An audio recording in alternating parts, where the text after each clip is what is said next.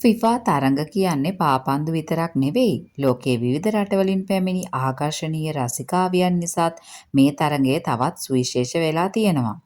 ඔවුන් තමන්ගේ රටේ ජර්සි, ෆ්ලෑග් මූණ පාට කරගෙන තම කණ්ඩායමට උද්යෝගයෙන් සහය දක්වන අයුරු සමාජ මාධ්‍ය ජාලාවල වෛරල් වෙනවා නිරන්තරයෙන්ම. ඔයාට හිතෙන විදිහට ෆිෆා බලන්න ආව ලස්සනම රසිකාවියන් ආවේ මොන රටෙන්ද? කමෙන්ට් එකේ ලියන්න. තවත් ෆිෆා වීඩියෝ බලන්න ෆලෝ කරන්න, ලයික් කරන්න, ෂෙයා කරන්න.